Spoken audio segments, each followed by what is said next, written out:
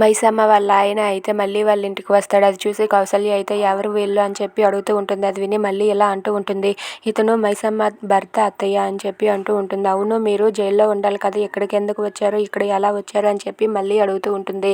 అది విని మైసమ్మ వాళ్ళ ఆయన అయితే ఇలా అంటూ ఉంటాడు, నేను జైల్లోనే ఉండేవాడిని, నన్ను విడిపించారు, నేను విడుదలయ్యాను, కానీ నేను నీకు ఒక విషయం చెప్పడానికి వచ్చానని చెప్పి అంటూ ఉంటాడు. అది ఏంటి అని చెప్పి మళ్ళీ అడిగితే, నీకు విషయం చెప్పాలి, అదేంటంటే నీ నీ భర్త నా భార్య ఇద్దరు కలిసి ఉంటున్నారు, ఆ విషయం నీకు తెలుసా, వాళ్ళిద్దరూ ఇప్పుడు మా ఇంట్లోనే ఉన్నారు, ఆ విషయం నీకు చెప్పాలని వచ్చానని చెప్పి అంటూ ఉంటాడు. అది విని మళ్ళీ ఒక్కసారిగా షాక్ అయిపోతుంది. ఇక అక్కడే ఉన్న మైసమ్మ అయితే పైన డబ్బాలు తీయబోతూ తనైతే కింద పడిపోబోతూ ఉంటుంది. అది చూసి గౌతమ్ అయితే మైసమ్మని పడిపోకుండా మైసమ్మనైతే గౌతమ్ పట్టుకుంటాడు. ఇంతలో అక్కడికి మళ్ళీ అలాగే మైసమ్మ వాళ్ళ ఆయన వస్తారు. అది చూపించి, చూసావా మీ ఆయన ఏం పని చేస్తున్నాడో, నేను చెప్తే నమ్మలేదు కదా అని చెప్పి చూపిస్తూ ఉంటాడు. అది చూసి మళ్ళీ ఒక్కసారిగా షాక్ అయిపోతుంది.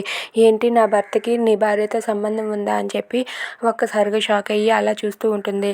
అవును చూడు అని చెప్పి అనుకుంటూ ఉంటాడు. ఇంతలో అక్కడ ఉన్న కౌసల్య అయితే మాలిని దగ్గరికి వెళ్ళి, ఇప్పుడు నీ కళ్ళు చల్లబడ్డాయా, మళ్ళీ అలాగే గౌతమ్ వాళ్ళిద్దరూ విడిపోబోతున్నారు, ఇప్పుడు నువ్వు ప్రశాంతంగా ఉండు అని చెప్పి కౌసల్య మాలినితో అంటుంది. If you like this video please subscribe.